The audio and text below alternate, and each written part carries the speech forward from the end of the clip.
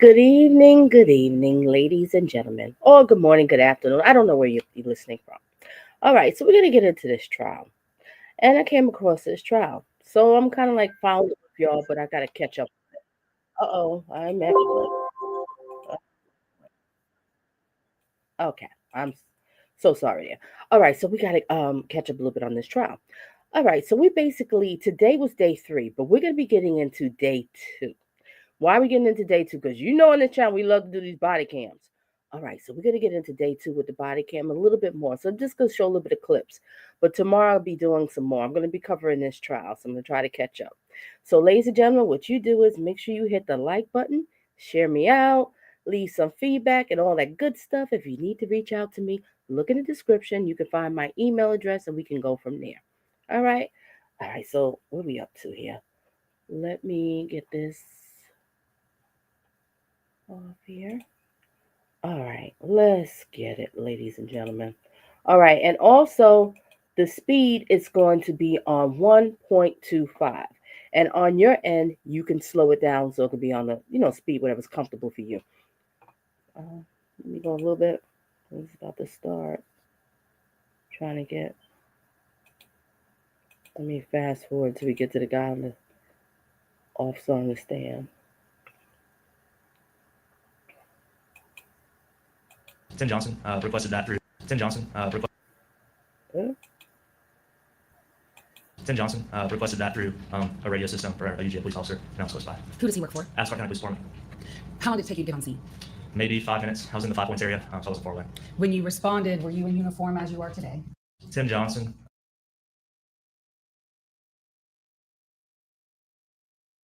Tim Johnson requested that through a radio system for a UGA police officer. Okay, ladies and gentlemen, sorry about that. Now we're starting. Let's watch it. Like I said, the speed is on 1.25. If it's too fast for you, hit the setting and slow it down and go from there. All right, let's get it. Hit the like. I was close by. Who does he work for? Ascot County Police Department. How long did it take you to get on scene? Maybe 5 minutes. I was in the 5 Points area, so I wasn't far away. When you responded, were you in uniform as you are today? Yes, ma'am. And did you respond in a marked patrol car? Yes, ma'am. When you responded, were you wearing a body cam video? Yes, ma'am. And was it recording? Yes, ma'am. When you got there, who, if anyone, did you meet with? I met with Tim Johnson, and I believe there was maybe 1 or 2 other Ascot County officers on scene as well. And was there an individual there who had been detained? Yes, ma'am. What is that individual's name? Diego What's his last name? Ibarra, for sure. Yes, ma'am. And did you have the opportunity to interact? Okay, I'm so sorry. I'm a little bit like all over the place because I did this kind of like last minute. Okay, let me just give you a little bit of a recap, but make sure you read the description, ladies and gentlemen. You get more detail. All right, so basically, what happened is, if I'm correct, this happened like somewhere in February. So don't quote me on. I'm starting to figure this out too, just like y'all do. All right, so this creep that we're talking about, this creep, basically, he's married. He has a child. Okay, I think he's in this country illegally. So this creep, I guess he's in a little lustful kind of state, or whatever you call it. So he goes over here and he attacks this young lady who's 22 years old. She's a college student for nursing. And now she's not here no more. All right, let's get back to it.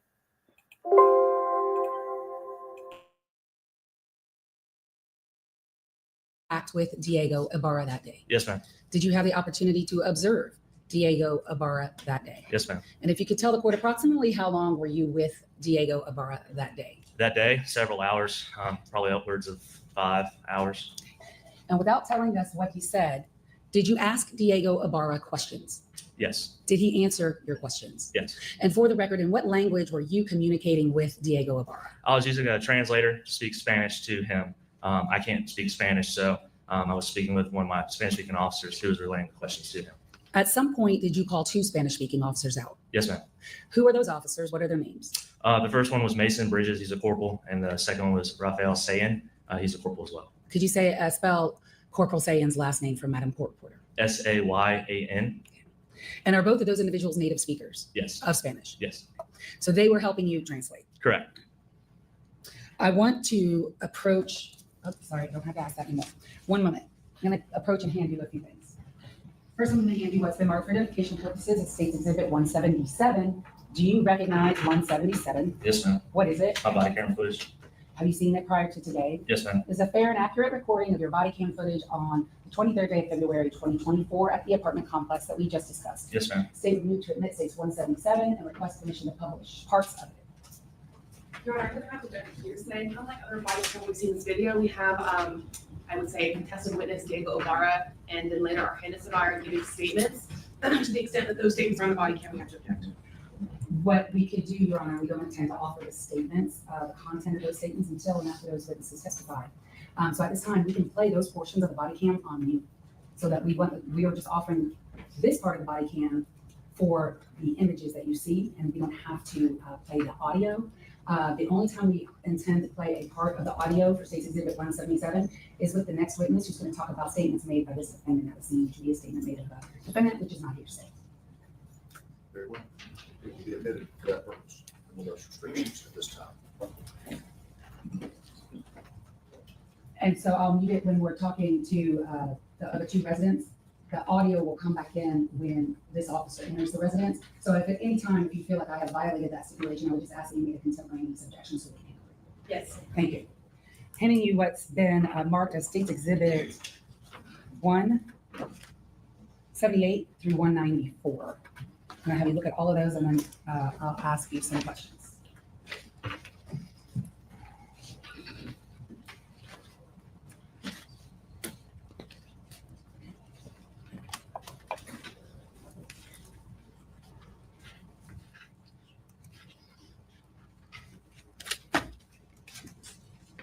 Do you recognize those documents? Yes, ma'am. What are they? They're photos that were taken on scene that day of different individuals on scene. Are those photos that you took that day of, first of all, Diego Ibarra? Yes, ma'am. Is there also a photo of our Jose Ibarra? Yes, ma'am. And are there photographs of Jose Ibarra? Yes, ma'am. And do all of those photographs, State's Exhibit 178 to 194, do they all accurately depict those three individuals as you saw them on February 23rd of 2024? Yes, ma'am. State would move to admit States 178. You know, I'm really sick and tired of these little creeps just walking around lurking to harass young ladies, older ladies, or whatever. This man is married with a family. All right, let's get back to it. 8 through 194, request permission to publish. No objection. They're admitted. You may. I'm going to play part of States 177. And for the record, Sergeant, and for counsel and for the court, we are going to use the timer at the top right corner of your video to discuss any timestamps on the video. Is that timer in UTC? Yes, ma'am. And what is UTC? It's 24-hour time. And at 13:36 is when your video starts. Would that be what time in Eastern Standard Time? 13:36 would be 1:36, I believe. Right, that's UTC. Right. Oh, So what time did you get on the scene? okay, sorry, 8:32. Okay. Yes, ma'am. So 13:36 UTC is 8:36 8:36. a.m. in Eastern Standard Time, right? Yes, ma'am. Okay, just so we have that straight. Your Honor, if you could toggle over, we're going to play a little bit of 177, and for the record, it's going to be muted, so there'll be no sound for the first parts of it until this officer enters, and I'll clear the record up for that. Oh, you know what? It's not plugged in, so it is there. There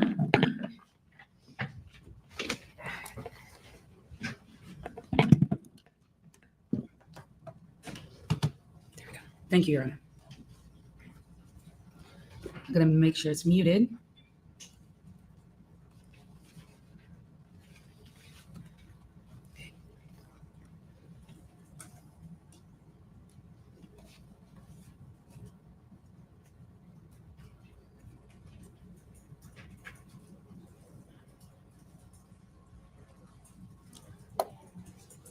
So since 177, the very first video that we're playing is on mute, tell the court what we're looking at here. I'm arriving on scene initially. I'm about to meet with Sergeant Tim Johnson, South Park County Police Department. That individual we see in the frame at 13:37, who's that?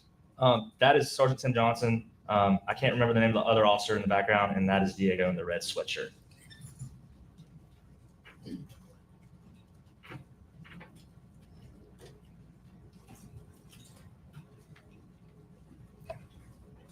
And what apartment number is Diego standing out front of? D126.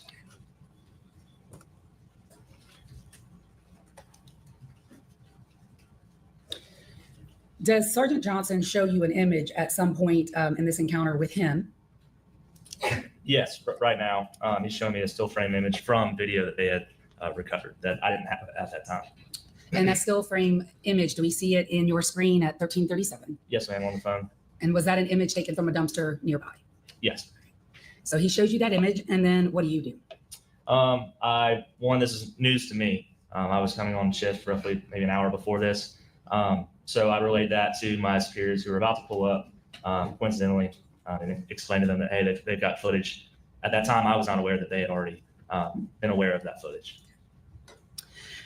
The footage that was shown to you by Sergeant Johnson, what, if anything, was significant about it to you, and then what you were observing for yourself on Diego Ibarra?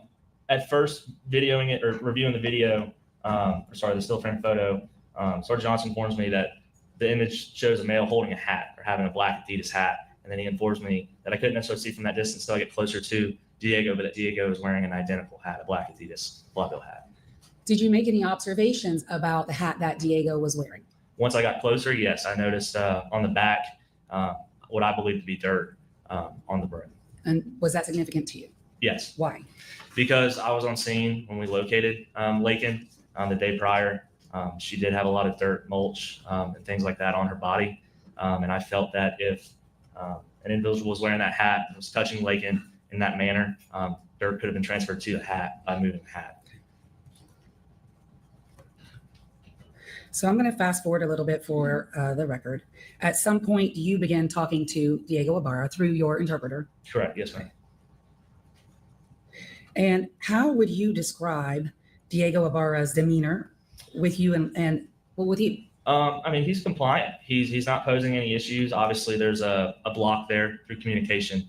But based off his physical mannerisms, I'm not really getting any deceptive behavior per se. I was aware at this point he did provide a fake green card, so he was detained for that. Right. He seemed to understand that we were detaining him for investigative purpose. There appeared to be good rapport between him and officers, especially with Officer Bridges there, who you see. If you could, do you have the pointer in front of you? I'm not sure if I do. Thank you. Point out to the court at 1342 in your muted video that we're playing. Where's Officer Bridges? He's right here in an identical uniform that I'm wearing. All right. And the one closest to Diego in this frame. Correct. Okay, go ahead. So you talk to him at some point. At some point, do you decide to obtain a search warrant for the apartment and to freeze the apartment? Correct. Tell us a little bit about that process. Well, based on the fact that he was wearing that hat, the time frame that Tim Johnson encountered him was within 24 hours of the murder. He was walking back towards the general direction of campus, which was concerning as well. He somewhat matched the description of the male seen in that photo, discarding of what I later learned was evidence found in that dumpster. And specific what evidence? A sweater or a pullover of some sort with blood on it and hair. Okay. And did you ever see that evidence, or you were just informed of it? No, it was picked up throughout the middle of the night. I was there all day the day before. They sent me home to get a sleep cycle, and I was the supervisor this day. All right. So I never saw the evidence that night. All right, go ahead. And What then about the proximity from the dumpster to Laken Riley's body? the dumpster to Laken Riley's body, probably rough estimate 500 yards. All right. Yeah. So at some point, when you're with Diego Ibarra and you decide to get the search warrant, first of all, how do you communicate that to get the search warrant? I go and talk to my superiors and I ask them, because they're maybe 20, 30 yards away in the parking lot at another vehicle discussing. I think they were talking to some GBI agents and other agency partners. And I asked for clarification of, at this point, I gained knowledge there were other individuals inside the apartment. I wanted to start getting resources in and confirming that, yes, we are going to go ahead and surround it. A warrant's going to be sought. And I need other translators here because from what I'm gathering, no one else speaks Spanish or speaks English inside the apartment. And how many other individuals did you believe to be inside the apartment? At this time, 3. And could you see them from where you're standing? No, not without being intrusive of sticking my face up to that window, which we didn't do. One, for an officer safety standpoint, but also, I didn't have a warrant at that point yet. Do you see the window? You said the window. Can you point the window out? Is Yes. and that's again 1342. Is that the window to D126? Yes, ma'am. All right. All right. I'm going to roll a little more. At some point, do you start asking Diego questions about whether he has any injuries? Eventually, yes, I did. And do you take pictures of him and do you see parts of his body? Correct. Yes, I did. Me too.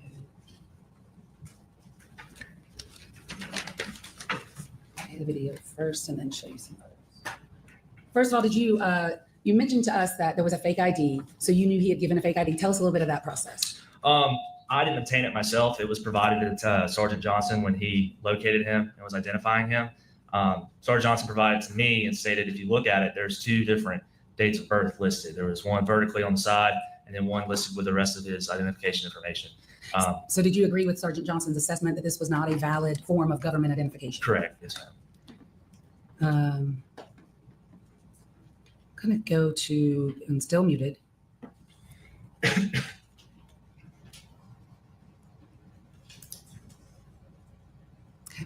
About 1358 on State's Exhibit 177.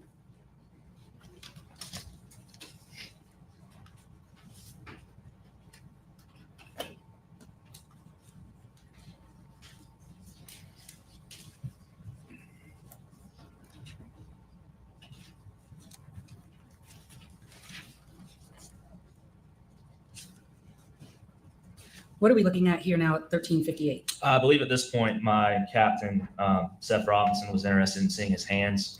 And does he show you his hands? Yeah, see, so Captain Robinson, I believe, asked Officer Bridges to relay to him to please, show us your hands, and he complied. Let's put his hands out. Did you see his hands? I did. Did you see any injuries to his hands? No.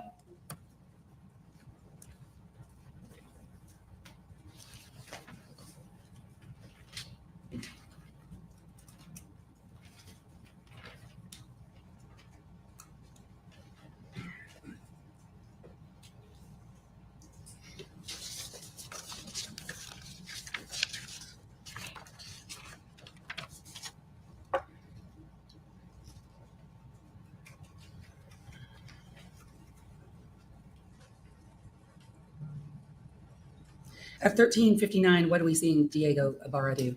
He was asked about, I believe they were asking if he could take his jacket off, and they were looking at tattoos as well as trying to make observations of any other potential injuries. And go ahead. And he takes his jacket off and becomes, I don't know exactly what he says, starts kind of ranting a little bit and pulls his shirt up and shows us his stomach and his side tattoo. And do you see any injuries on his stomach? From my vantage point, no, I did not. And if you had seen any injuries, would you have documented them? Yes. So may we toggle over, Your Honor? States 178, what are we looking at there? That is a picture of Diego. And do we see the hat he's wearing in this image? Yes. Is that the black Adidas hat that you've already described? Yes, ma'am.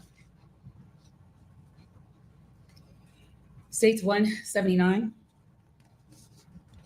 Well, who is that? That's Diego. Okay, and on his face, does he have any tattoos? He does. He has a teardrop tattoo on his right eye, kind of off to the side there. It's a little hard to see if you zoomed in, but we identified as potential gang affiliation tattoo.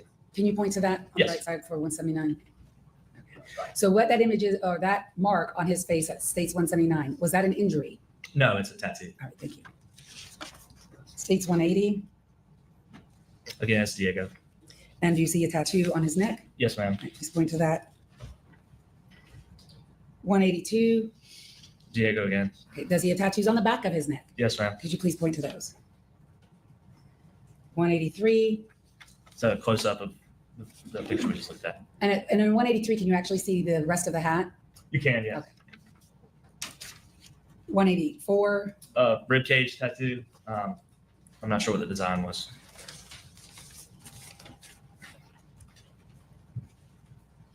so tattoos, but did you observe any injuries? No.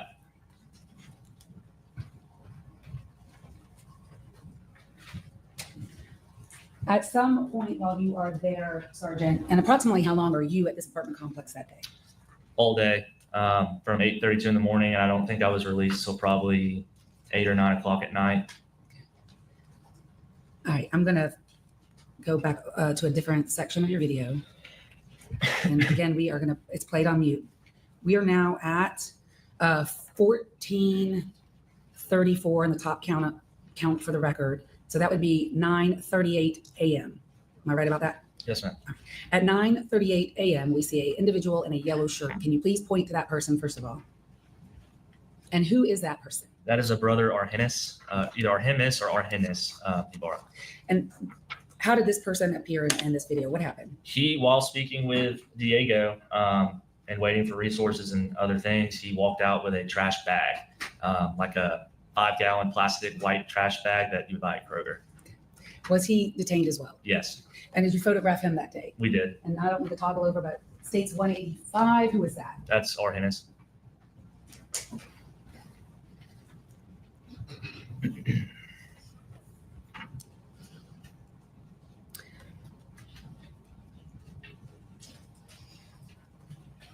At some point, did you obtain consent to enter the apartment from Argenis? Yes, And did you in fact enter the apartment? I did. What was your purpose of entering the apartment? Well, he informed us that something was on the stove and that he was very adamant about going in to turn the stove off. I believe this is a fire hazard. So that was what we asked for consent to do. And prior to going in, did you look to see if there are residents inside? I did what we call a threshold evaluation. So I kind of peeked around from an angle because the door was already open. When Argenis left, he left the door open. So I could kind of see what the environment inside looked like. And when I didn't see any obvious threats, that's when I got closer to the doorway. In states 177, we're now playing the second video for the record, and we're at 1442. Could you show the court where the open door is Yes. in the frame? All right.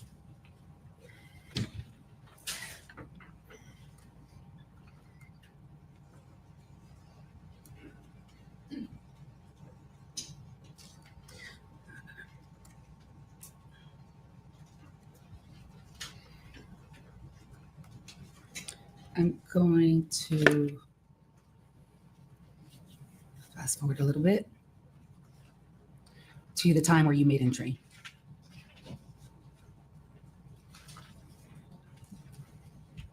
Right. And at this point, I am going to play. So 14, we're at 14:55 for the record, and I am going to play this video with volume because there's no statements of individuals, but the officers, and there is no confrontation issue here. But now our video is not working. Our audio is not working. There we go.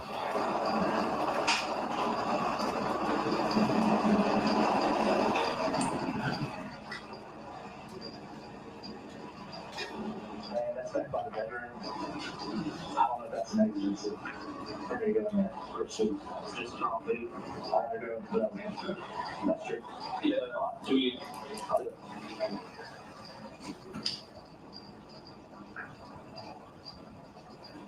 There's a guy right here.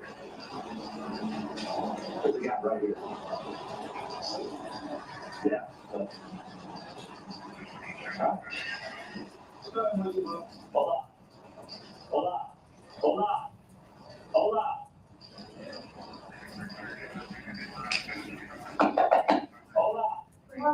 on. Hold on. Policia. Hey. Policia, vamos. He said let someone go, so I'm just trying to get off. Hey, I need you to translate one at a time. Come here. Come to me. Come here. Or are you? I didn't see his hand. I didn't see his hand. Tell him slowly get out. Ask him to do anybody else. Come on.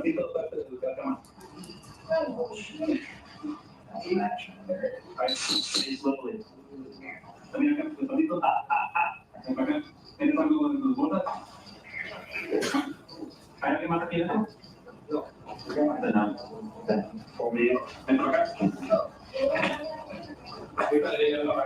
There's nobody else there?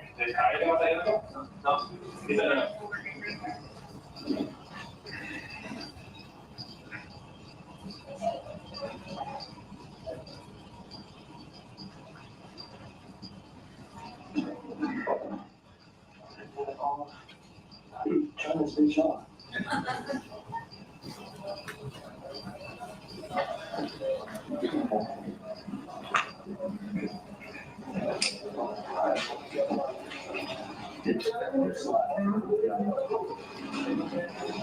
Okay, I'm going to pause it at 14:58 for the record.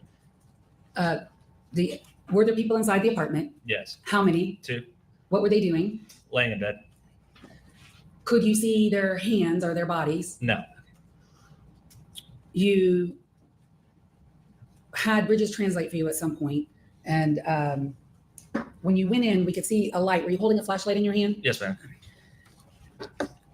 Were there in fact beans on the stove?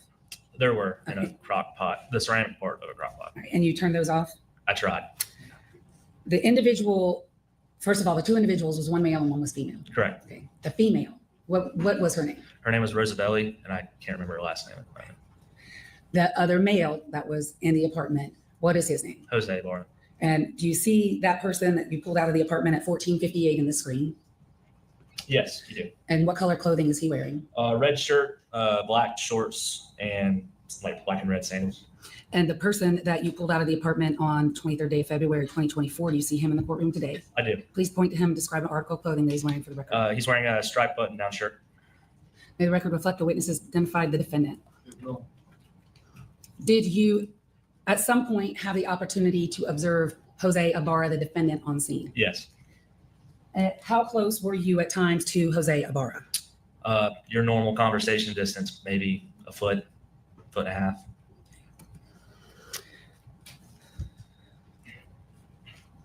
Did you observe any injuries to Jose Ibarra? I did. What injuries did you observe? While speaking to him, I noticed on his right arm, his bicep, there was a scratch, which I identified as a potential defensive wound. On his left arm, he had a forearm scratch that was very similar, which in my mind looked like fingernail scratches to me. While he was sitting there speaking to us, I also noticed on his left wrist, just below the palm, he had a puncture, maybe a half an inch wide, that through my experiences playing sports in high school and receiving the same injury from fingernails in football, I could see like wet flesh, like almost like it was fresh. It wasn't very old, possibly still irritated. And as he moved his wrists, when I was looking at them closely, I could actually see the liquid, or I guess body fluids that would be in that cut, kind of reflecting with light. Did you observe? I'm going to publish a few of the photos. Court, would you please talk a little bit, Your Honor? States 186. Who is that? That's Jose Ibarra. And how would you describe his beard and mustache situation? It's thicker than Diego's, if I remember correctly. Not well maintained. He had sort of a neck beard. Wasn't very long, but it was definitely an established beard. I wouldn't consider it like a 5 o'clock shadow. Did Jose Ibarra have any tattoos on his neck? No. As far as height and weight differentials, you were with both Jose Ibarra and Diego Ibarra? Correct. How would you describe their height and weight differential? Jose at the time weighed more through my observations and was shorter. And when you say at the time, does he look thinner in court today? He does. Is that the way he looked on February 23rd as far as weight? When I say he, I mean Jose. No. States 188, what's that? That is the back of Jose's head. 187? That is a close-up picture of Jose's mouth and lips. We were concerned. It looked like his lips were red and irritated. 189? A side profile picture. That's the right arm with a scratch. 191? That would be the left lower wrist forearm area with a scratch, as well as the palm. 192? That is his left palm that had some bruising on the thumb palm area. And if you kind of look below that area, you'll see an irritated red area, which is where I saw that fingernail puncture mark. Okay, the one that was pussing or oozing? Yeah, it was. Could you please point to that in 192?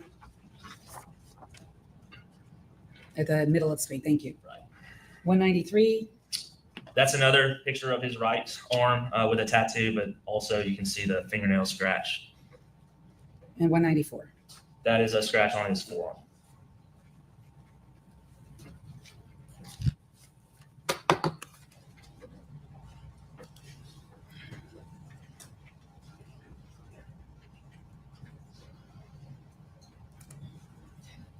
At some point, did you question Jose Ibarra about his injuries? I used a translator. Yes, we did. Who was that translator? That was Officer or Corporal Rafael Said. And is that the individual, Raphael Sayan? Did we just see him in now 1519 in your body cam video? Hold on, Correction. I'll back it up a little bit. Is that Raphael Sayan? Correct, yes. And may I have one moment, Council? Yes.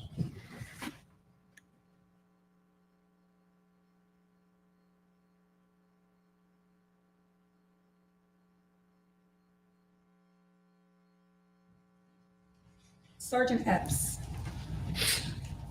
at this point in your day, how would you describe the legal status of Jose Ibarra? He's detained. And in that detention, did Officer Sayan, and did you ask Officer Sayan to advise him that he had been detained? Correct, yes, we did. And did you ask Officer Sayan to advise him that he was not under arrest? Yes, we did. And did you ask Officer Sayan to advise them that you were obtaining a search warrant for their apartment? We did. So during this detention of the defendant, first of all, tell me, were they allowed to move freely around in y'all's presence? Yes, I think mainly Rosabelli was standing up the whole time. She was walking around freely. They were talking to each other. They started smoking cigarettes. We heard people laughing. I even made the comment to my officers of let's make sure we're listening to what they're saying in case we get some utterances. But so, yeah, we weren't restricting their rights to talk to each other or anything like that. And who specifically did you see smoking? I believe at one point I did see Jose smoking a cigarette. So he was allowed to smoke a cigarette. Yes. Is he handcuffed in any way? No. And their conversations amongst, that's the four of them were talking amongst one another. You said you heard laughter about how many times? I only heard it probably once, and it was from, I think, Rosabelli, maybe Argenis. I didn't know what they were talking about. From what I understand, talking to Officer Sayan, they thought it was amusing how many police cars we had, and that the mobile command center was showing up in the parking lot. During this time period, did you ask Officer Sayan to ask Jose Ibarra how he got his injuries? We did. And was that captured on your body cam video? I believe so. And if I were to continue to play this, would that be the part that we're about to see? What I'm going to do is wait till Officer Sayan is here so he can translate what was being said. And I think, Your Honor, that completes my questions except for this. Sergeant Epps, did you ever search the apartment yourself that day? No. And who did the search of the apartment? To my knowledge, GBI agents. Did you arrest the defendant for anything that day? No. And at some point during this day, did you learn or did you see him get arrested by ACCPD for a bench warrant that was outstanding for Athens, Clark County? Yes, ma'am. And Your Honor, all of that evidence has already been admitted through the stipulation of Sergeant Johnson. Attached to Sergeant Johnson's stipulation are the exhibits from his testimony, including the bench warrant that this defendant was arrested for that day. So just want to close the record on that. And I'll pass the witness. Sure. Good morning, officer. Good morning. When you first saw Diego Ibarra, he was wearing the hat that you had seen your suspect wearing in the picture. Correct. And you were had a chance to observe the hat like testified to. Right. And how far away were you when you observed the hat on Mr. Ibarra, Diego Ibarra? On Diego, initially or throughout my interactions? What's the closest you got to him, I guess? Very close, a foot away. And when you looked at the hat, on the back of the hat, on the brim, you could see dirt. What I believe to be dirt. Is it fair to say that it looked like red clay dirt? I think initially that's what I thought it was. You also at some point saw that Diego had a UGA employment ID. Correct. And that ID allows him access to some of UGA's campus, right? Yes, yeah. And you were informed that Diego was first seen walking towards the Rogers Road bus stop. Correct. And that bus stop is specifically a place where UGA buses can come and pick up students, right? Yes. And you also were able to confirm through investigating your internal UGA database that Diego did work for a UGA department, is that correct? Correct. He worked for the Bolton Dining Commons? There were some issues figuring out exactly where. So it doesn't necessarily say their place of employment. It'll say he's in that division. So once we kind of figured that out later on. But yeah, we knew he was an employee for dining. So you did eventually establish that he worked at Bolton Dining Commons? Yes. Yeah, to wake him up. And you would agree that he was a little slow initially getting up and out of bed. Correct. But you believe that was because he was confused having just woken up. I didn't know what he was doing. I couldn't see his head. I said there's a guy asleep right here because he was in a sleep posture under covers. I couldn't see his hands. So he was slow. I could see the possible confusion because I'm not very good at speaking Spanish. I'm sure that to a Spanish speaker, I have a foreign accent, like a Spanish speaker may have a foreign accent with English to me. So that's why I could see why there may have been some confusion for him. But to be clear, you felt that his slowness to respond was due to your Spanish speaking as having woken up rather than passively resisting. Possibly, yes. And that's what you put in your report. Yeah, yes. When Officer Bridges came in and delivered the command to show his hands, Mr. Ibarra needed to put his hands in the air. Correct. Now, when you detained all the individuals, they were detained outside of the apartment, Correct. and it was February morning, right? Correct. It was a little bit chilly. It was kind of similar, honestly, if I remember correctly, the weather now, about 50s, 60s. At some point, Rose Bailey asked to get a jacket because she was cold. As I was leaving the apartment, I was informed by, I believe, Bridges, or maybe it was an Athens officer, that she wanted a jacket. When you observed the markings on Jose Ibarra, you did not observe any blood in the wounds. I didn't see blood, no. They did not appear deep enough to draw blood. No, the only one that I think could reasonably draw blood, which obviously the scratches that I would say would be dripping blood, there could have been blood present, but that left puncture on the wrist that I described, I could see there be more blood coming from that than his scratches. Did you observe any scabbing? No. Just one moment, please.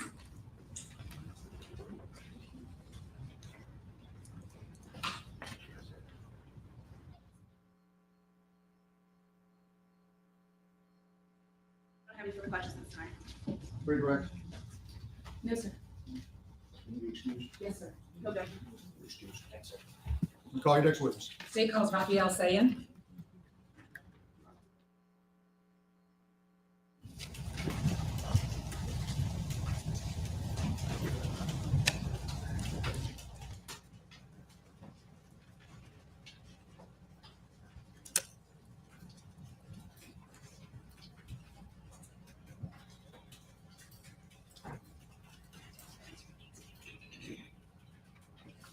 You can raise your right hand, please, sir. Do you swear from the testimony you will give favorably in the matter of the state of Georgia versus Jose Ibarra will be the truth, the whole truth, and nothing but the truth, so help you God?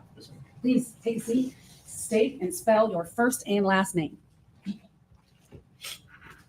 My first name is Raphael, Rafael, and my last name is Sayan, Sayan. Where do you work? University of Georgia Police Department. How long have you worked there? 5 years. What are your current duties and responsibilities? I'm a patrol corporal, and my duties are to train new officers so they're ready to be on the road. As a patrol corporal, you wear a uniform like you are today in court, Yes, ma'am. and do you also drive a patrol car Yes. and wear Bodycam videos as well? Yes, ma'am. I want to ask you, Corporal Sayin, can you speak Spanish? Yes, ma'am, I can. How do you know how to speak Spanish? I've been speaking it for 34 years. I'm bilingual, fluent. Parents are from Peru. Went to Peru many, many times. My wife is also Latina, so we speak Spanish at home very often. Okay. And your wife is from what country? Colombia. So you speak Spanish, and your parents are from Peru. Correct. Yes, ma'am. And are you familiar with the South American type of dialect of people who speak Spanish? Yes, ma'am. Tell us a little bit about that. South American Spanish. Yes. Yeah, it's well, it has its own dialect. It's very different from Central American Spanish and what I would call Mexican dialect too.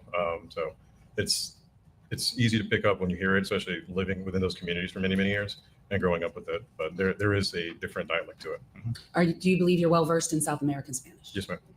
Can you read in Spanish and write in Spanish? Yes, ma'am. I can. And do you speak Spanish in your household still? Yes, ma'am. Were you working on February 23rd of 2024? I was. Did you get a call from Sergeant Epps and asked to come and help translate at an apartment complex? Yes, ma'am. I did. And about what time did you get there? I would say it was right before 9 in the morning, so 8 in the morning, right? 8:45. 8:45ish. When you got there, what were you asked to do? Once I arrived, once they pulled everybody out of the apartment, I was requested to observe and to translate. Did you do so? Yes, ma'am. I did. I want to ask you about all 4 individuals out there. First of all, did you have the opportunity to converse in Spanish with a Diego Ibarra? Yes, ma'am. I did. Did you have the opportunity to converse in Spanish with a Rose Bailey Flores? Yes, ma'am. Did you have the opportunity to converse in Spanish with Argenis Ibarra? Yes, ma'am. And did you have the opportunity to speak in Spanish to Jose Ibarra? Yes, ma'am. Did you have any difficulties understanding their Spanish? No. Did they seem to have any difficulties understanding your Spanish? By them responding to my questions and us conversing, I would say that no, they understood me very well. The person named Jose Ibarra, did you question him that day and ask him some questions about injuries that were observed on him? Yes, ma'am. I did. What language did you ask him those questions? It would be in Spanish. And what language did he respond back to you? In Spanish. And at this point, before we get into the statements, Your Honor, just for the record, defense counsel has not filed for a Jackson Deno, and I'll let her take it from there. We will not be raising Jackson Deno issue at this time. When you were conversing or speaking with Jose Ibarra that day and asking him about injuries, about how close were you to him? I would say roughly between 3 to 4 feet. And prior to, and if you could sit a little into that microphone, thank you. Prior to you asking him questions about his injuries, were the 4 residents of that apartment allowed to kind of move around, and were they talking to one another? Yes, ma'am. Yeah, they were speaking to one another, laughing. Yeah. And how would you describe the vibe between them and what was going on at this time? It seemed very relaxed. There was a lot of laughing, giggling, especially when they were talking about how they were woken up, pulled out of the apartment, smoking. So I would say the vibe or the atmosphere was very relaxed and calm. And may I approach the witness, Your Honor? Yes. All right, I'm showing you what's been already admitted as State's Exhibit 177. And have you seen it? And you know what? It's already admitted. So I'm going to show you something from it. Sorry, it's added. But you have seen 177? Yes, I have. And what is it? It's going to be axon footage. From your conversation with Jose Ibarra That's correct. Yes. on the 23rd day of February 2024? Yes, ma'am. And it would be Sergeant Natchez axon footage. So you had footage and he had footage, right? Correct. And do you see that yourself in this footage? I'm going to publish the 3rd video in States 177. Do you see yourself right there? Yes, ma'am, I do. Oh, I'm sorry. We got to toggle over.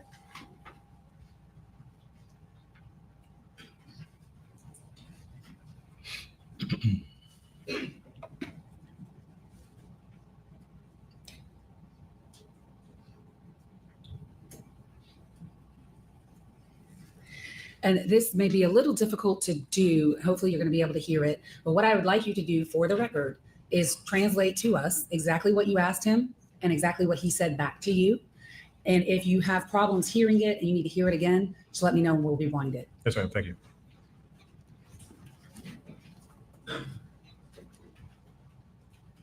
Hold on a second. Well, we have no volume at all. So hold on just one moment. I'll start it over. All right, I want to start it over. There we go. My friend, can you do me a favor? All right, let's say that again. My friend, can you do me a favor? Okay, so you said, my friend, can you do me a favor? And why did you ask the question in that manner? It's just my mannerisms. When I speak Spanish, I'm very respectful to folks. It's just the way I was raised, and it's Latin American culture. All right.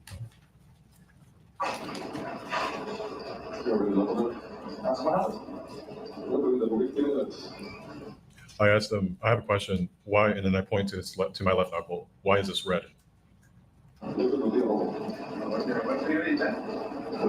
He responds by saying that because of the cold. Because of the what? The cold.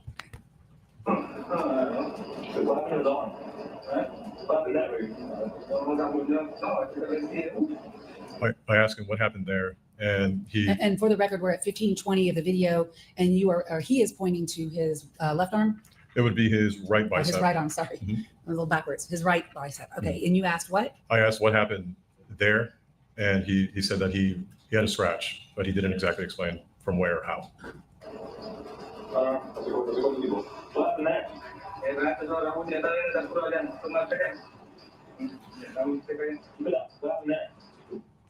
I asked him about another scratch on where his left wrist meets his left forearm.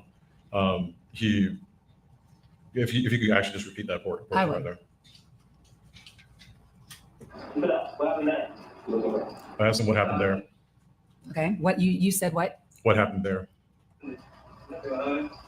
Pause it, please. He says, I don't have anything there. There's nothing there. And then he starts pointing at it again, saying that, oh, it's just a scratch. So when he said that there was nothing there, could you see something there? Yes, ma'am, absolutely. What could you see? It looked like I don't exactly know the time, but I could see there was still a little bit of pus in it. Pus? So it didn't look very old. But I could see that there was a scratch on his wrist. I asked him to raise up his sleeves.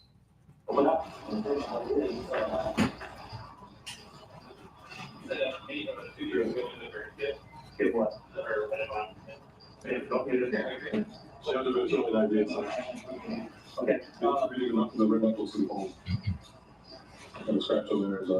Do you hit the fence or anything? I asked him, were you struck in the mouth?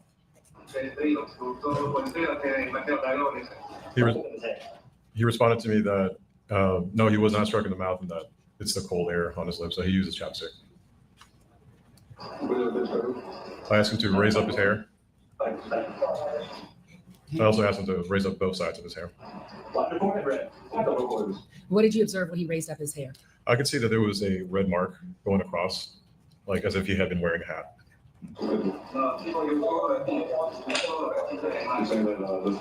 He explains to me that he wears a hat, a gorra, a hat, and continue.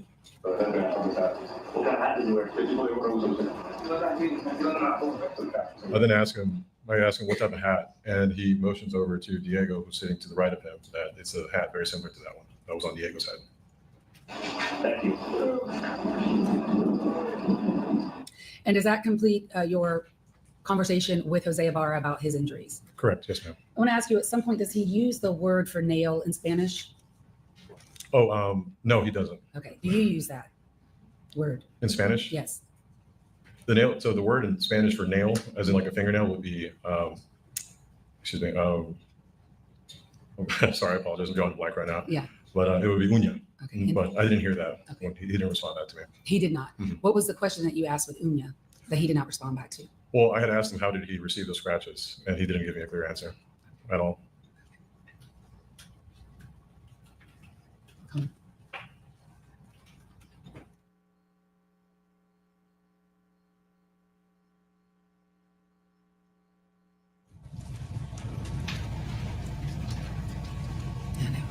Okay. I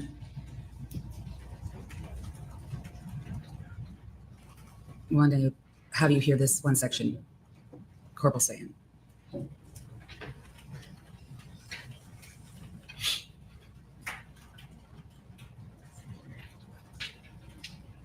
Okay, hold on. Okay. And the scratch over there is Do you get the face or anything? what's it? Sorry, there we go.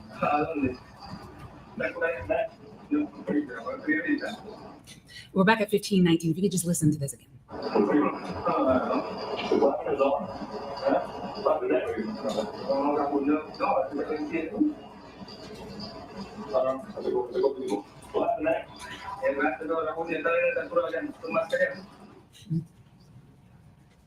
All right. Did you use the word uña in those questions? No, ma'am. Okay. What word did you use? It sounds like I didn't really use a word. I asked what had happened there.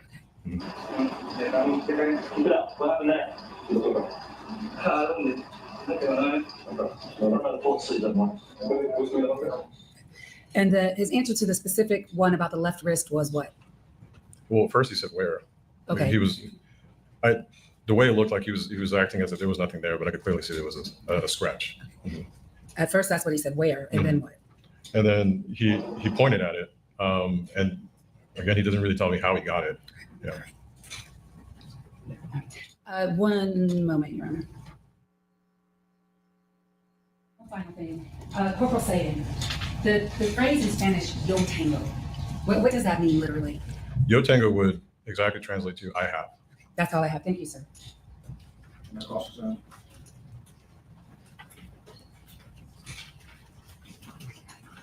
Good morning, ma'am. This all occurred on February morning, Yes, ma'am. and I believe you said you arrived around 8:45 in the morning. 8:45-ish. And this was a little bit after that, but still in the morning. Yes, ma'am. And Mr. Ibarra was wearing a short sleeve shirt Yes, he was. and shorts Yes. and slides, And I would say so. and he didn't have any sort of jacket or other covering. No, ma'am. All right, just a moment.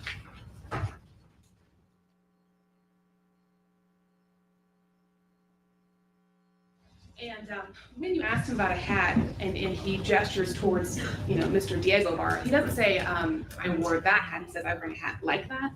Yes, ma'am. That's what I heard. All right. No further questions. Regret? No, sir. Excuse. Yes, sir. Objections? Okay. Excuse. State calls Special Agent Annie Mormon.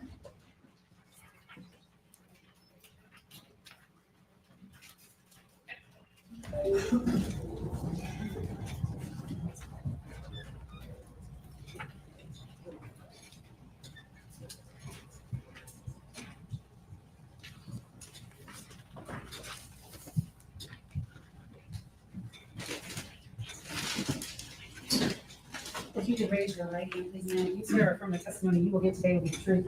And the matter of state of Georgia versus Jose Ibarra will be the truth, the whole truth, and nothing but the truth, so help you God. Thank you. Please take a seat, spell your first and last name. My name's Annie Mormon, A-N-N-I-E, Mormon, M-O-O-R-M-A-N. What do you do for a living? I'm a special agent with the Georgia Bureau of Investigation. How long have you worked for the GBI? 4 years. What are your duties and responsibilities? I currently serve as the crime scene specialist with the Region 11 GBI office. What do you do as a crime scene specialist? Collect evidence, process scenes, send evidence to the crime lab. And tell the court a little bit about your training for your job. Sure, so we participate in a GBI Special Academy, which is 13 weeks. And then on top of that, we participate in a lot of extensive training to become a crime scene specialist, which includes advanced training in blunt stain pattern analysis, reconstruction of crime scenes and such. Were you asked to assist the University of Georgia Police Department in searching an apartment on the 23rd day of February 2024? Yes, Did you tell the court what was the address of that location and about what time did you get there and what you did when you got there? sure. The address was 2085 South Millage Avenue, the Argo Apartments, apartment D126. I had been in that apartment complex from approximately 11 a.m. Helping do neighborhood canvases, specifically to search that apartment. We didn't start that until approximately 3:30 in the afternoon. Tell us a little bit about the canvassing process. What was going on with the canvassing of the apartment and about what time did that start? Okay, ladies and gentlemen, I'm like doing clips. I'm trying to see the next one I want to get to focus on day 2. So, ladies and gentlemen, just give me a second here while I look for it. It's going to be silent for a second, please.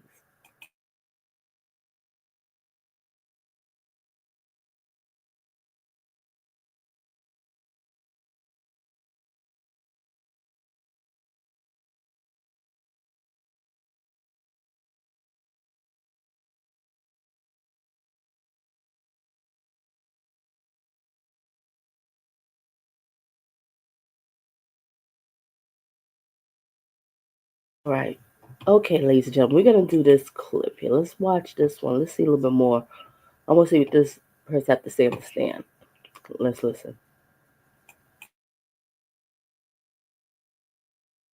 If we were listening to it contemporaneously and having a court interpreter interpret it, that may solve one of their problems. I still don't think that would solve the confrontation issue, but we would ask that it be done like that, not an introduction of a translation by a third party. Okay. Well, we'll take up that objection as it develops, but I'm going to, at this point, deny the motion of amendment. You may proceed. And I also want to add, this is a bench trial. So basically the judge is going to be the one who's going to make the verdict. There's no jury. Let's get it. Now, I think someone else is supposed to be coming on the stand. I don't know exactly who, but we'll find out together.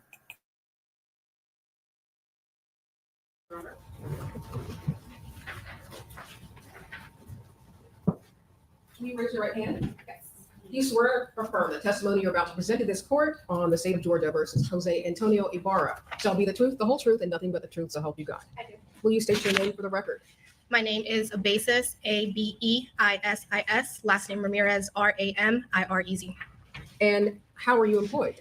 I am a staff operations specialist / tactical specialist with the Federal Bureau of Investigations, and I'm assigned to the office here in Athens. And how long have you been employed by the FBI? I have been with the FBI since June of 2019. And what do your duties include? My duties include providing analytical assistance to drive cases forward for FBI and law enforcement partners. What does that mean for those of us who don't work in that field? That can mean anything from maybe listening to jail calls. If they have some people that they're looking into for a case, I'm able to try to find as much information that I can on those individuals so that the I got it. This is what I want to hear was the jail calls. Okay, jail calls. Let's get it. agents can make decisions on how to proceed forward. And do you have any special training? Yes, I attended a 6-week training in FBI Quantico. And do part of your duties include translating jail calls or any other content? for the Yes. FBI? Can you tell us about that process? So since I speak Spanish, I requested to be tested for reading and listening through the language and assessment unit at headquarters. Once I take my tests, they score and they will deem whether you're proficient or not. And I received my scores and I was marked as proficient. And are you a native speaker? Yes, I am. What where are you from, or where's your family from? My dad's from the Dominican Republic and my mom's from Costa Rica. And do you speak Spanish regularly? Yes, I do. And do you understand different dialects of Spanish? Yes, I do. And what does your proficiency rating allow you to do for the FBI? My proficiency rating allows me to monitor Title IIIs, review jail calls. I can also review like phones or any documents and provide translation for those. Okay, and what is a Title III? Title III is when like a wiretap on a phone. Okay, and I understand that you were assigned to work on the case involving State of Georgia versus Jose Ibarra. Yes, I was. And what were your duties? What were you assigned to do in this case? I was assigned to monitor his jail calls and then provide any assistance translating anything that was in Spanish as needed. Did you, by any chance, were you called upon to translate some videos made by the defendant on February 22nd? Early Yes. morning hours of February 22nd. Yes, I was. And for whom did you do those translations? I did those translations for Special Agent Jamie Hipkiss. And Your Honor, if I may play the videos. Give me just a moment.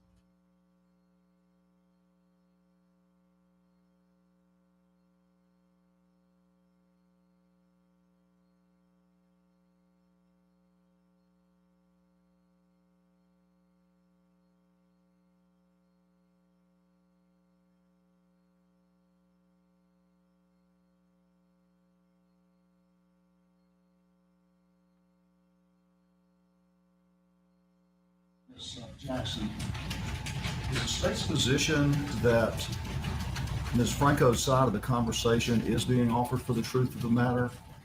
Our position is that the side of the conversation is offered to provide the fact finder with the context and setup of the conversation. Because if you were just listening to the words of one person as part of a conversation, it would be difficult to have an understanding of what that person's intent was. So your answer is no, it's not being offered for the truth?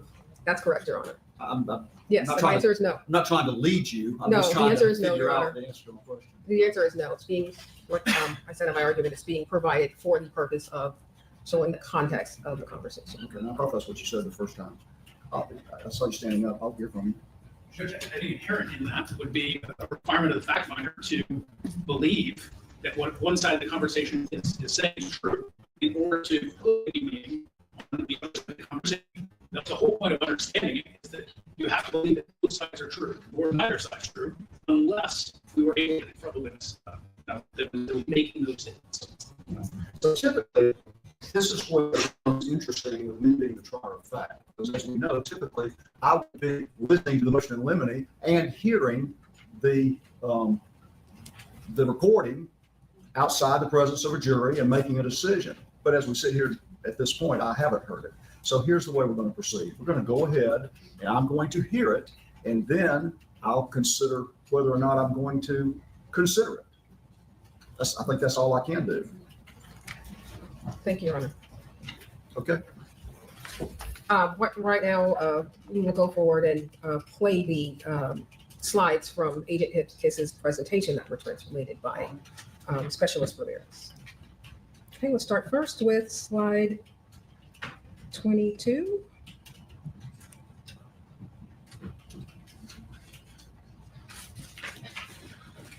There is Spanish on the, can you see the slide? Yes, I can. Okay, and what do those words say? It's saying one time, Ozuna said. Excuse me, Judge. Just for clarification purposes for Ms. Beck's previous witness, I believe that she had made a relevancy objection to those lyrics being intended to prove anything as it resulted, or as it happened in this case. for any material fact in this case. And so I don't know if we got a ruling on that relevancy objection before she went there. We did. I did rule on that. Go back and see.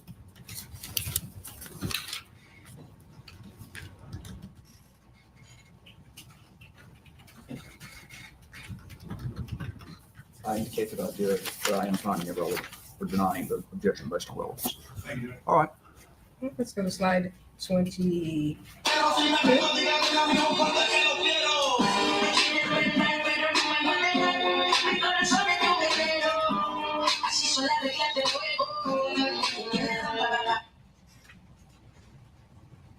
And the translation. Yes, that is accurate. And can you read the translation for the court? Yes, it says, they want to see me fail, but I won't let them. My heart is that of a warrior. That's how the game rules are, and whoever breaks them will pay. Okay, let's go on to the next one.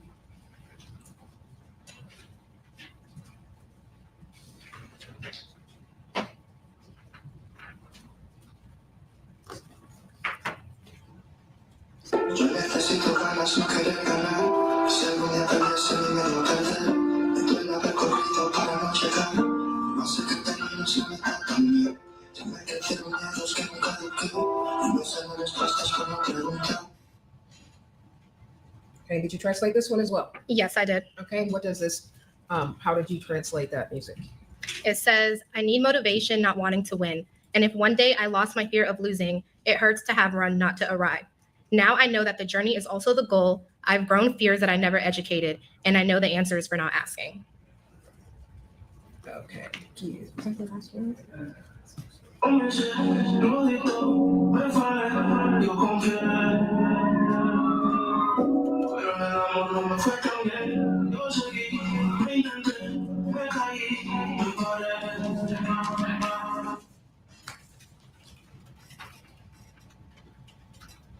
Okay.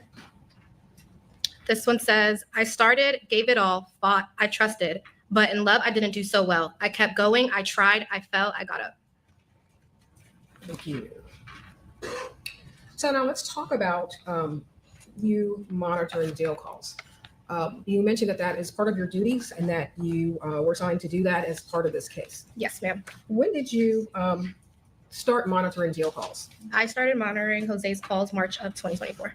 Okay. And then how do you get access to the jail call system? I was provided a login, a username, and password from an administrative officer with the Clark County Sheriff's Office. And what system is used to monitor and record jail calls by the Clark County Sheriff's Department? Securus. And essentially, how does it work?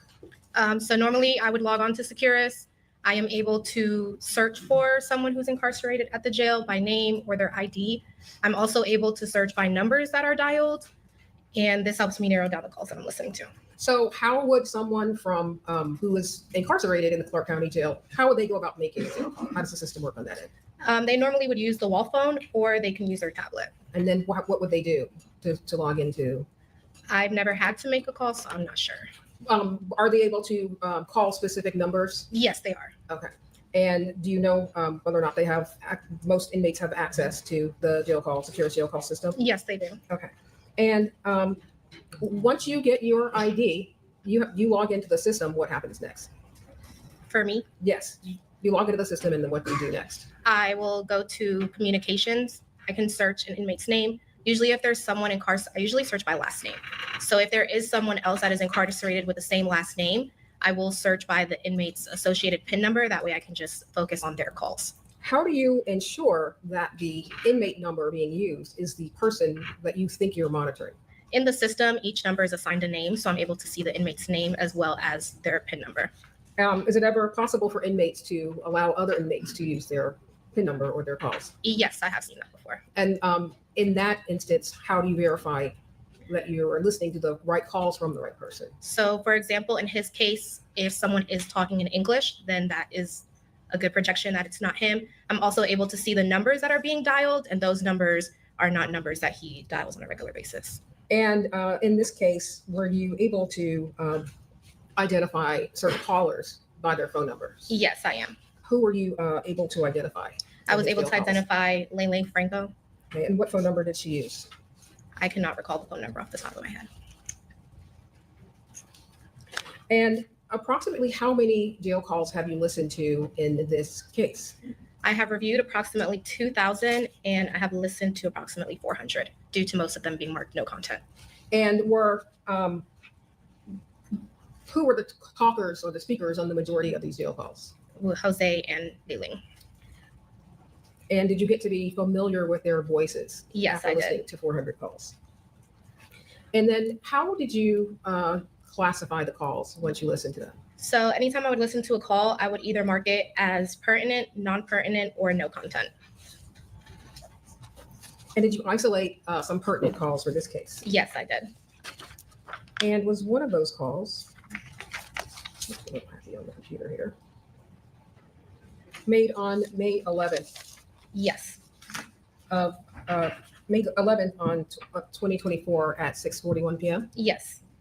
And how did you translate the language in the calls? Yes. So normally I listen to a call, I will write a summary in English, and then we will send it to linguists to get it officially translated. And did you send this call out to a linguist to get translated? Yes, I did. And did you review that transcript for accuracy? Yes, I did. Okay, let me show you this jump drive. I'm going to show you what's been marked as States Exhibit 243. I've already shown it to the defense. Do you recognize that? Yes, I do. Okay. What is contained on this jump drive? That contains the call for May 11th, 2024 at 6:41 p.m. Did you review the transcription in this case? Yes, I did. Is that also contained on this jump drive? Yes, that is also on there. And did you have a part in helping to create a demonstrative exhibit for the court? Yes, I did. Is that also contained on this jump drive? Yes, it is. And you agree with the translation of the transcription of the language as done by the FBI linguist? Is that consistent with what your translation is? Yes, I do. And were you able to identify the speakers on Yes, the call? I was. And who were the parties to this particular call? On The May 11th? parties on this specific call were Jose and Liling. And did you initial this? Yes, I did. State will move States Exhibit 243 into evidence at this time. Judge, I'm going to renew my objection, add on to that objection. Apparently, especially as it relates to the demonstrative aid and the translation, that this wasn't even done by agent basis. It was done by, now we've got one more level of people who were not going to be here to testify. And so I would add that on to the hearsay and the confrontation. Agent Specialist Ramirez testified that she listened to the call herself. She reviewed the transcript of the transcript that was created by the FBI linguist, that she reviewed it for accuracy, that she agrees with the transcript, and we would be permitted to assist the court. We have created a demonstrative aid so that the court can, it's essentially what it is it is a rolling exhibit of the transcript. Well, I hear you, but I also agree with Mr. Kirby that, I mean, we've now got another layer. I think those are his words. I'm not going to admit it as at this time this way. I mean, y'all can perhaps figure out something else. I don't know, but we've got the linguist. That's the first I've heard about that when you started talking about that. That actually did the translation approved by this witness, and now we're here. So I am going to sustain the objection at this point. The other option, Your Honor, the other Specialist Ramirez listened to the call. Somebody testified that she's listened to the call, that she's translated it herself, and we would have her testify as to her translation of this particular call. It's a quiet.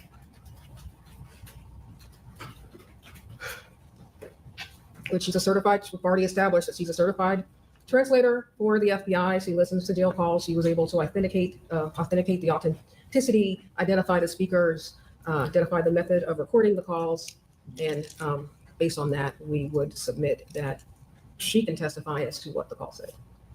You want to be heard further? Judge, the only thing that I would add, I don't know if we're getting into expert testimony here, or if agent of basis is being offered for that. I think you need a court certified interpreter to do that. You can play the call. As it relates to agent of basis, it sounds like that went to someone who was a specialist in this, and I would probably think that she is not qualified for that.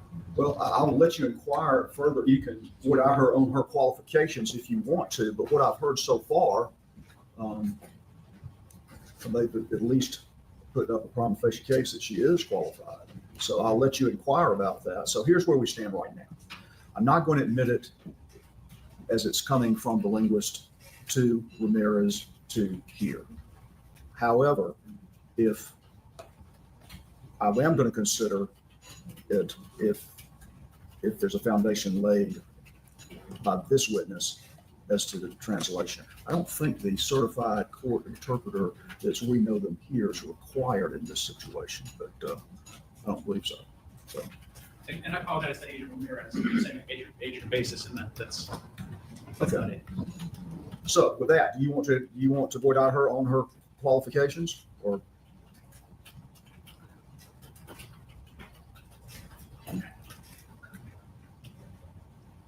I'm just offering it. No, unless they're offering Agent Ramirez as an expert in this, in which case we didn't get any of the stuff that we should have gotten, because I don't know that she was originally thought to be offered as an expert.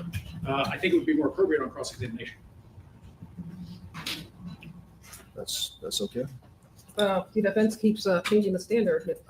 Specialist Ramirez has already testified that she's a native speaker of Spanish, that she has completed the FBI's certification program, which allows her to do work as a translator for the FBI, and that the translation of this particular jail call and all the other ones was done in the course of her duties as a specialist at the FBI. Are you offering her as an expert?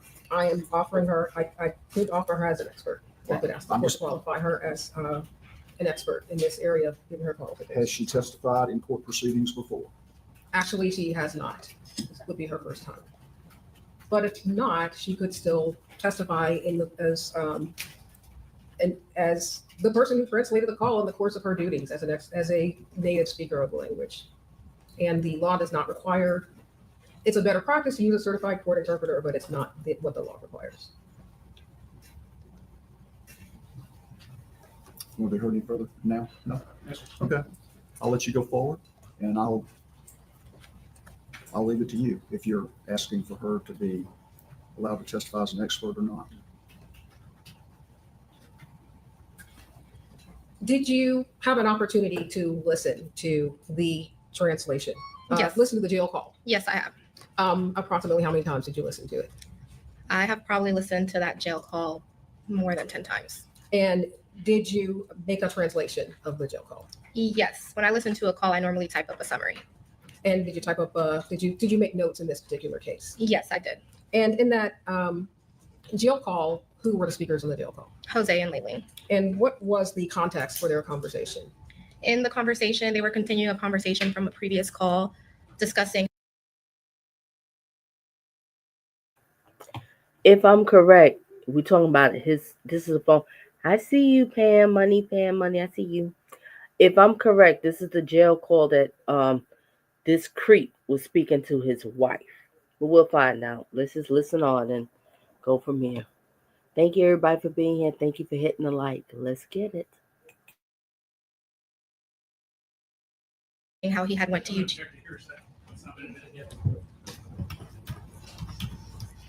Just want to be heard.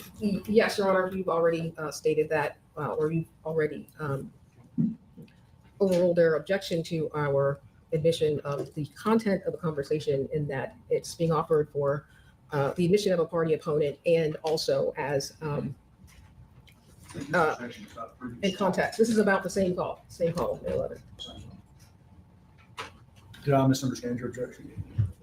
Yes, Judge, again, and I apologize for perhaps my confusion. I thought that this was related to the whether or not they were going to offer Agent Ramirez as an expert or not.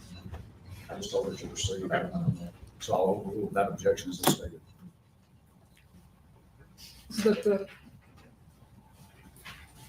Going back to the call, you identified the parties. Yes. And you were giving the court the context of the call. Yes. So they were discussing how he had went to UGA to look for work. In the call, they also discussed, Laken had asked him where. Laken, again, this is If we're going, we can play the phone call, I guess, if we can authenticate this. But if we're just going to talk about what Layling said, then it's hearsay, and she lives up in New York. This isn't a, my guess is that the FBI has the ability to get her. So I've overruled the objection based on the reference and the playing of Ms. Franco's and the interpretation of Ms. Franco. So you can continue. It's overruled. At this time, I'm going to play the call.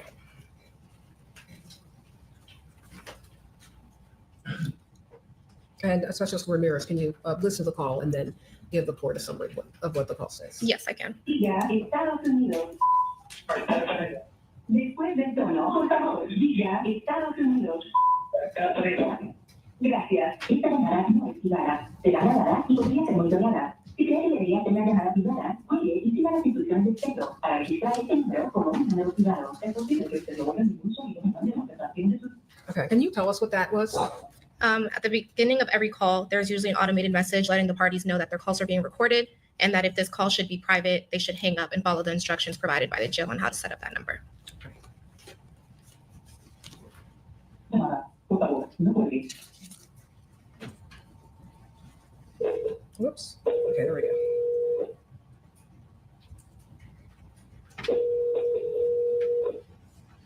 Hola, esta es una llamada con datos y archivos preparada de... Encasillado en Athens Court County Jail. Esta llamada no es privada. Será grabada y podría ser monitoreada. Si cree que debería ser una llamada privada, oye y siga.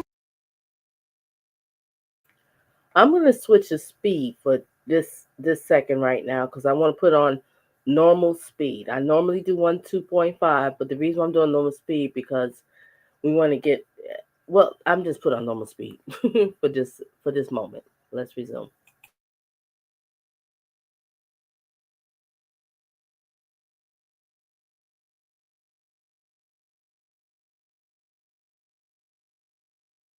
Las instrucciones del centro para registrar este número como un número privado para aceptar cargos y dar su consentimiento para grabar esta llamada o prima 1 para no aceptar y pulsar secures. Okay, what is that? That is an automated voice saying that the person that he's calling is receiving a prepaid call from an inmate, and then usually they can say their name, they don't have to, and then the call will ring so the other person can pick it up.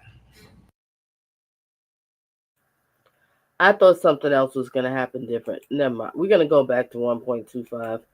I'm so sorry to the people that watch a replay. Just work with me, work with me, work with me. All right, let's resume. Back to 1.25. Mm-hmm. ¿Puede comenzar la conversación ahora?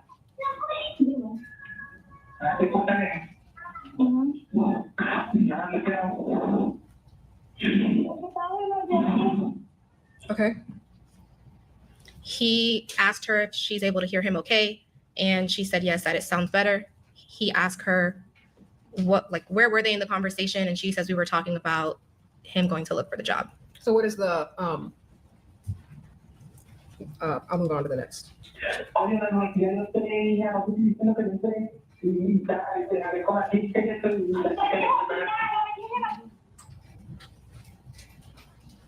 Okay.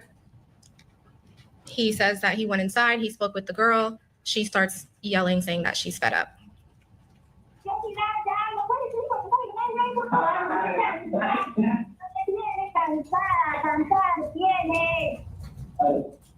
Okay. She's saying that she's fed up, that he has her tired, and if he can just tell the truth.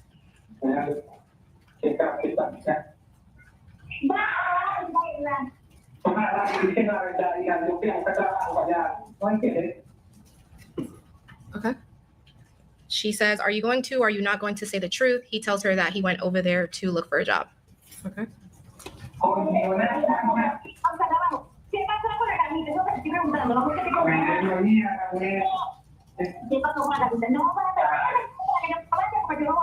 Okay.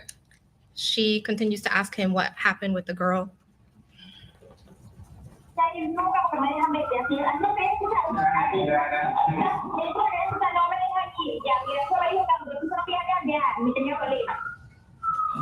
Okay.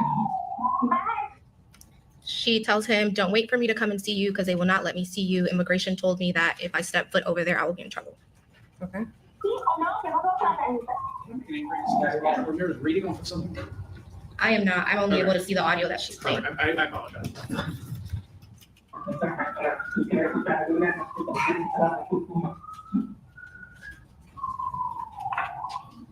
Okay. She continues asking that she wants to know what happened with the girl. Okay.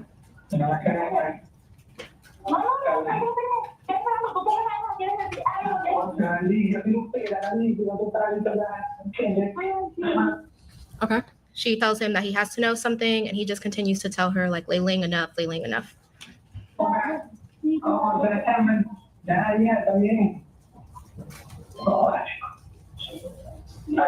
Okay. He just continues to say, okay, okay, okay.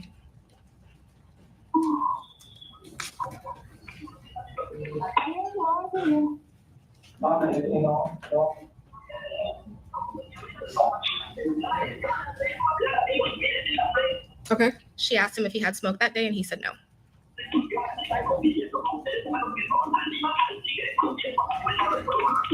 I'm just asking, is there a noise in the background? Is that them talking or? No, usually it can be background noise from a TV or just other inmates in the background.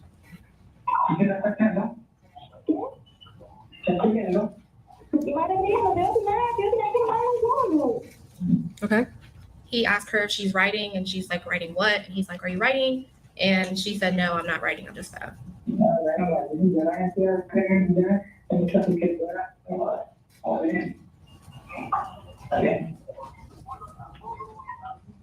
Okay. He said, you're fed up. Okay, okay.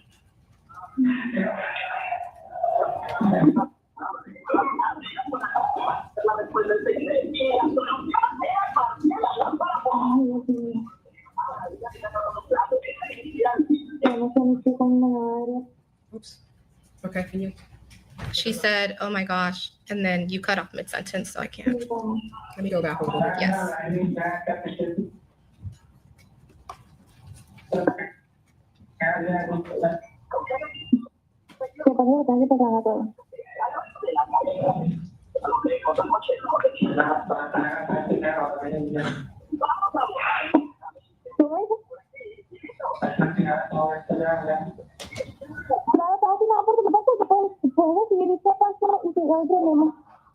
Okay.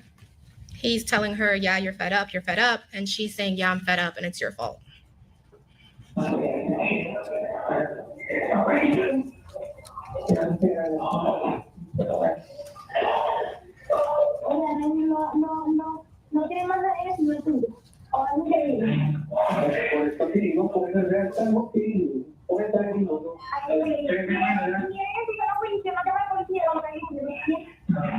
Okay.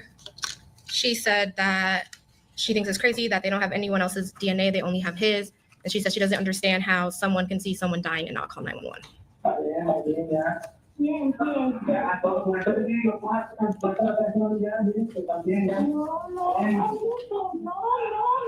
Okay. He's saying, enough, Layling. That's why I'm telling you. And she's saying, no, no, no, no. This is so sad to hear the wife like this. Realize that she was laying down with a creep. A low-life creep. And he thinks she's stupid. Oh my gosh. Let's resume.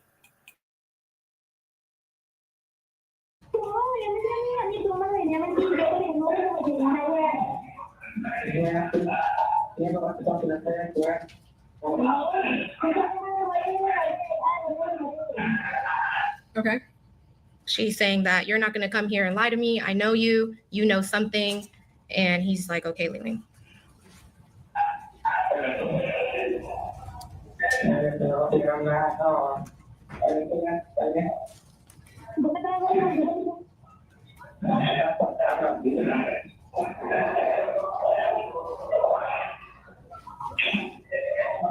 Okay. She asked him where was El Gocho when he was out, and he states that he's either in the house or in the bed due to the call being a little bit muffled. It's hard to understand which word he's using.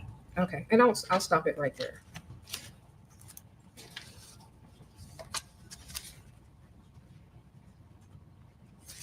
Nothing further of this witness. I'm going to cross-examine. No questions, Judge. It should be excused. Yes. Any objection? Judge, if I can have this. I'm sorry.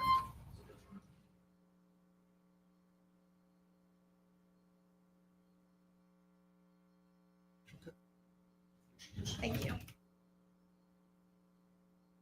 Wesley Zerkirk, D-U-R-K-I-T.